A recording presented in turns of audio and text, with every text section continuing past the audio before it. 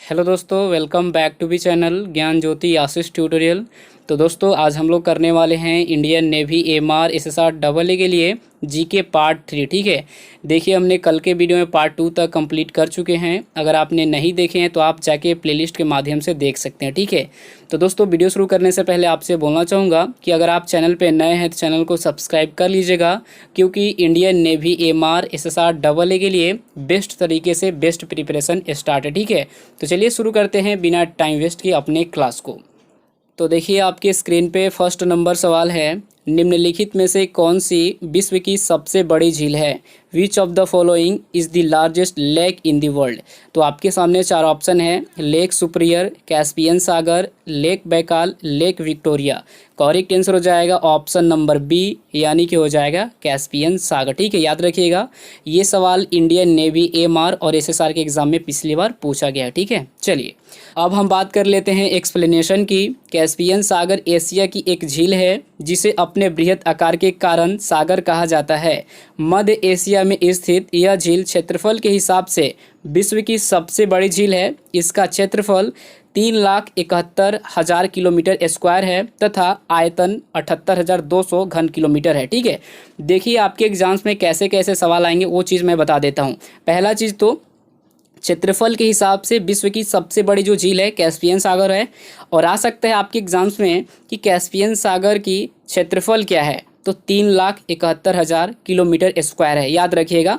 अब देखिए ये भी सवाल आ सकता है कि आयतन कितना है, कैस्पियन सागर जो झील है इसका आयतन क्या है, तो 78,200 घन किलोमीटर है, याद रखिएगा। अगला पॉइंट आता है कैस्पियन सागर स्थित है। ठीक है, कैस्पियन सागर स्थित है तो ये रूस और ईरान के बीच है। ठीक है, कैस्पियन सागर जो है ये रूस और ईरान के बीच में है।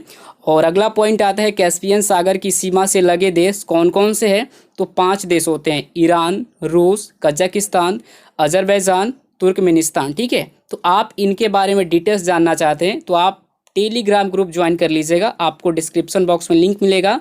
आशीष ट्यूटोरियल 2.0 और एक होगा ज्ञान ज्योति आशीष ट्यूटोरियल, दोनों का लिंक आपको डिस्क्रिप्शन में है। आप वहां से जाके पीडीएफ प्राप्त करके आप आराम से पढ़ सकते हैं। ठीक है, आपको कॉपी में नोट नहीं करना है, क्योंकि कॉपी में नोट करेंगे इतना लंबा चौड़ा तो बहुत ज़्यादा टाइम लगेगा। सिंपल सी बात है कि टेलीग्राम का लिंक जो है आपको डिस्क्रिप्शन में मिल जाएगा, वहां से जाके ज्वाइन हो जाओ और पीडीएफ प्राप्त करके आराम से पढ़ो। ठीक है, तो 5 जो देश है कैस्पियन सागर की सीमा से लगे वो है ईरान, रूस, कजाकिस्तान, अजरबैजान, तुर्कमेनिस्तान। ठीक है, तो याद रखना है। चलिए अगला पॉइंट आता है कैस्पियन सागर की सीमा से लगे देश 5 है, यही है 5 देश, लेकिन याद करने का यहाँ पे मैंने ट्रिक लगा दी है। देखिए कैसे याद करना है।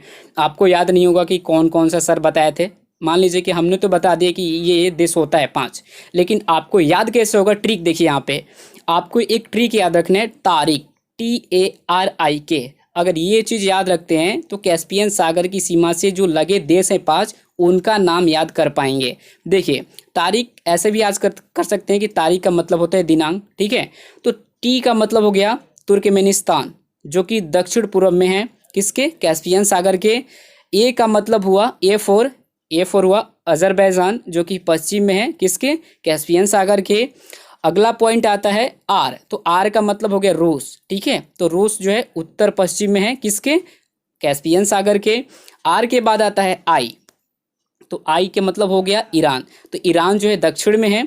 और के का मतलब हो गया कजाकिस्तान जो कि उत्तर पूर्व में स्थित है, किसके, कैस्पियन सागर के। तो नोट कर लीजिएगा। और देखिए एक सवाल एग्जाम्स में आए थे जिसको मैंने नोट कर लिए नीचे। देखिए निम्नलिखित में से किस सीमा कैस्पियन सागर से नहीं लगती है, ये सवाल पूछा गया था।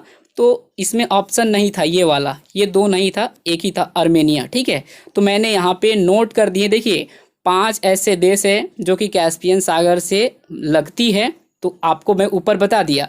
5 जो लगती है उसका तो बता ही दिया आपको। ठीक है, 5 जो लगता है उसको मैंने आपको बता दी, 1 2 3 और यहाँ पे है नीचे 4 5, जो कि 5 देश लगता है कैस्पियन सागर से, और 3 ऐसा देश है जो कि नहीं लगता है, तो इसका यहाँ पे नोट कर दिए हैं।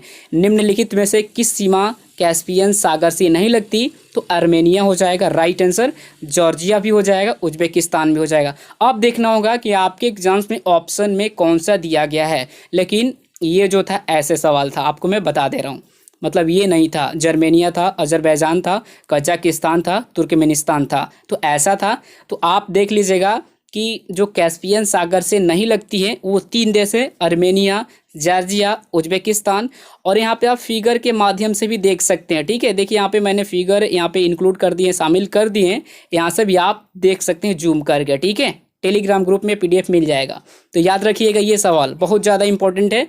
अगर आपको डाउट है तो पूछिएगा, डाउट नहीं है तो मत पूछिएगा। इसमें एक और सवाल निकल के आता है, कैस्पियन सागर की सीमा से लगे 5 देश है।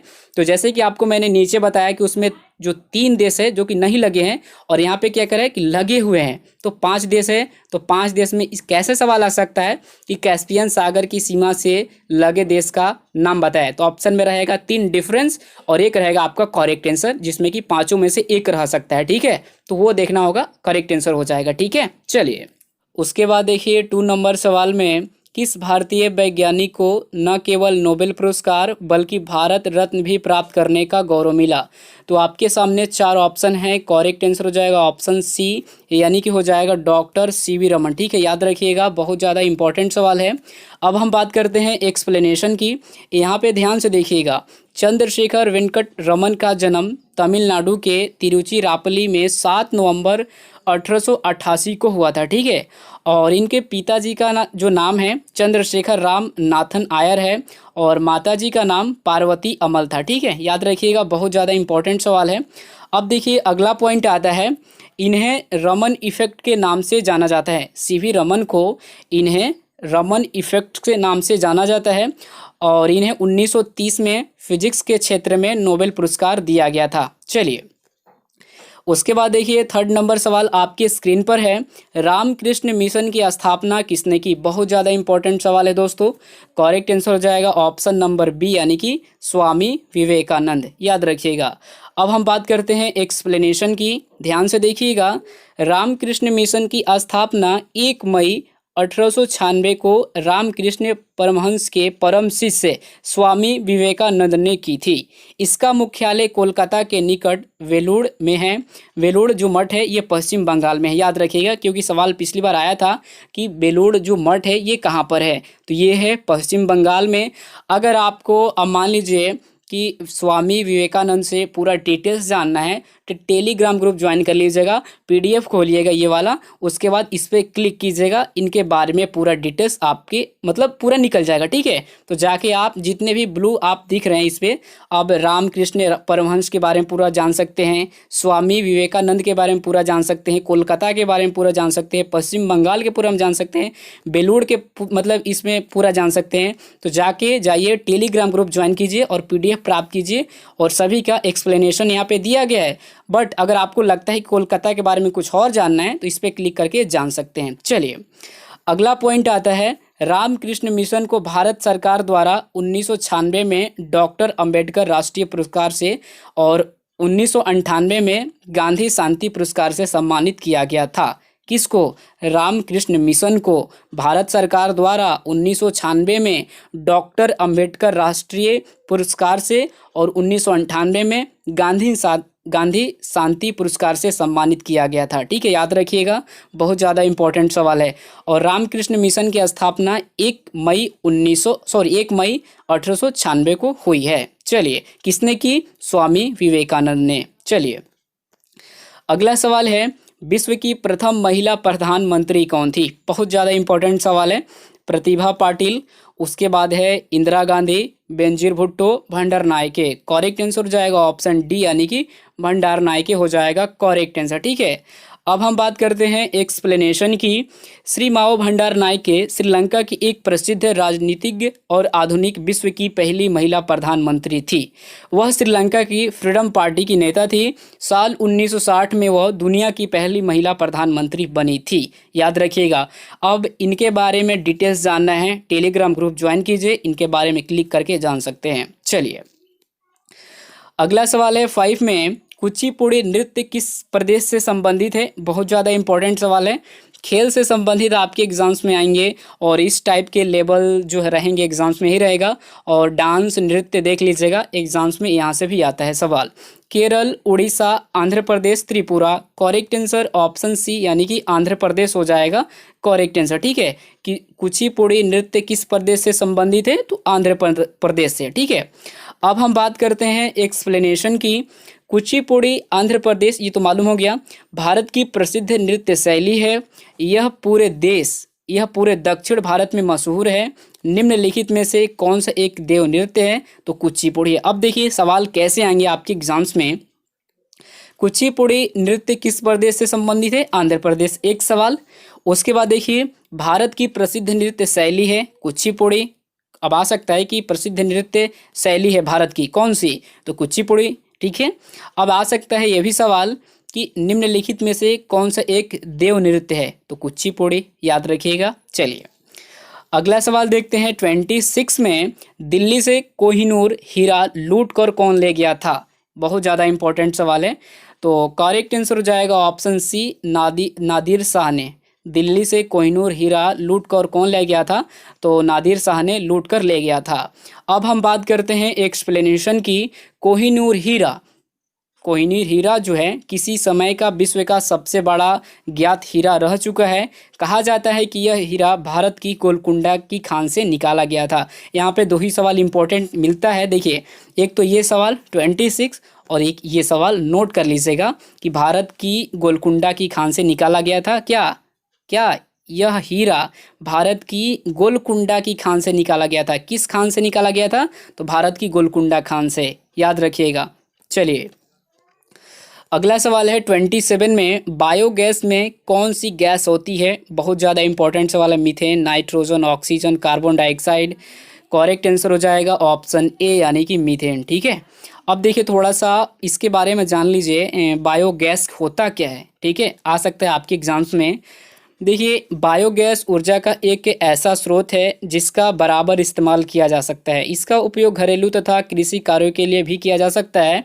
उसके बाद अगला पॉइंट देखिए, अगला पॉइंट है इसका मुख्य घटक हाइड्रोकार्बन है जो ज्वलनशील है और जिसे जलाने पर ताप और ऊर्जा मिलती है। बायोगैस का उत्पादन एक जैव रासायनिक प्रक्रिया द्वारा होता है जिसके तहत कुछ विशेष प्रकार के बैक्टीरिया जैविक कचरे को उपयोगी बायोगैस में बदला जाता है और मीथेन गैस बायोगैस का मुख्य घटक होता है। याद रखिएगा, आ सकता है आपके एग्जाम्स में कि मीथेन गैस खाली स्थान घटक होता है तो बायोगैस का होता है। ठीक है, तो नोट कर लीजिएगा, आराम से पढ़ लीजिएगा इसको और यहाँ पे आपको ये सारा इम्पोर्टेंट है। चलिए उसके बाद देखिए 28 नंबर सवाल आपके स्क्रीन पर है। अजंता की गुफाओं में किससे संबंधित कला पाई जाती है, महाभारत, जैन धर्म, बौद्ध धर्म, इनमें से कोई नहीं। करेक्ट आंसर हो जाएगा ऑप्शन सी यानी कि हो जाएगा बौद्ध धर्म। ठीक है, अब देखिए एक्सप्लेनेशन की बात की जाए, यहाँ पे अजंता गुफाएं महाराष्ट्र में भारत में स्थित तकरीबन 29 चट्टानों को काटकर बना बौद्ध स्मारक गुफा है जो द्वितीय शताब्दी ईसा पूर्व के है। ठीक है, अब देखिए यहाँ पे अगला पॉइंट, यहाँ बौद्ध धर्म से संबंधित त्रिवर्ण एवं शिल्पकारी के उत्कृष्ट नमूने मिलते हैं। यह गुफाएं अजंता नामक गांव के सन्निकट ही स्थित है जो कि महाराष्ट्र के औरंगाबाद जिले में है। ठीक है, याद रखिएगा। अजंता गुफाएं सन 1983 से यूनेस्को की विश्व धरोहर स्थल घोषित है, ये भी रखिएगा याद। अब मान लीजिए कब स्थित घोषित मतलब स्थल घोषित है, तो 1983 से। ठीक है, यूनेस्को की विश्व धरोहर स्थल घोषित है और ये भी आ सकता है जो कि महाराष्ट्र के औरंगाबाद जिले में स्थित है, याद रखिएगा। चलिए यार बोलते बोलते थक गया यार इतना आज। उसके बाद देखिए 29 नंबर सवाल में शिवाजी के पिताजी का नाम क्या था, तो बहुत ज़्यादा इंपॉर्टेंट सवाल है। करेक्ट आंसर हो जाएगा ऑप्शन ए शाहजी भोसले हो जाएगा, भोसले। ठीक है, करेक्ट आंसर। और बात की जाए यहाँ पे एक्सप्लेनेशन की, देखिए शिवाजी के जन्म 19 फरवरी 1627 को मराठा परिवार में महाराष्ट्र के शिवनेरी में हुआ था। शिवाजी के पिताजी का नाम शाहजी और माताजी का नाम जीजाबाई थी। ठीक है, माताजी जो जीजाबाई थी धार्मिक स्वभाव वाली होते हुए भी गुण स्वभाव और व्यवहार में वीरंगना नारी थी। शिवाजी का निधन जो हुआ था 3 अप्रैल 1680 को हो गया था और जन्म हुआ था 19 फरवरी 1627 को मराठा परिवार में महाराष्ट्र के शिवनेरी में, ठीक है। तो याद रखिएगा, इनके पिताजी का नाम यहाँ पे है, इनके बारे में जानना है शिवाजी के पिताजी के बारे में, तो जो ब्लू है इस पर क्लिक कीजिए, शाहजी पे। आप इनके बारे में, पिताजी के बारे में पूरा डिटेल्स निकल जाएगा। माताजी के बारे में जानना है, इनके माताजी के बारे में, तो इस पर क्लिक कीजिए, पूरा डिटेल्स निकल के आपके सामने, और पढ़ लीजिए आराम से, ठीक है। चलिए अगला सवाल है 30 में, जो कि लास्ट प्रश्न है। संस्कृत की पुस्तक अष्टाध्यायी के लेखक कौन है? तो करेक्ट आंसर हो जाएगा ऑप्शन ए, पाणिनि है, ठीक है। याद रखिएगा, बहुत ज़्यादा इंपॉर्टेंट सवाल है। और देखिए नीचे एक्सप्लेनेशन है। अष्टाध्यायी, अष्टाध्यायी मतलब होता है 8 अध्यायों वाली महर्षि पाणिनि, ठीक है। कहने का मतलब है यहाँ पे अष्टाध्यायी जो है, अष्टाध्यायी का मतलब होता है 8 अध्यायों वाली। महर्षि पाणिनि द्वारा रचित संस्कृत व्याकरण का एक अत्यंत प्राचीन ग्रंथ 700 ईस्वी पूर्व है, ठीक है। तो बस यहाँ पे इतना ही एक्सप्लेनेशन मिला और इतना ही इम्पोर्टेंट रहेगा आपके लिए। तो बस अभी के लिए इतना ही। अगर आपको किसी भी सवाल में डाउट लगा होगा तो आप मुझसे कमेंट सेक्शन में पूछिएगा, आपको हेल्प किया जाएगा, ठीक है। और जाके टेलीग्राम ग्रुप ज्वाइन कीजिए, वहाँ पे सब चीज़ मिल जाएगा, PDF। मिलते हैं एक और वीडियो में, तब तक के लिए अपना ख्याल रखिएगा। Thank you so much, bye bye, take care, all the best.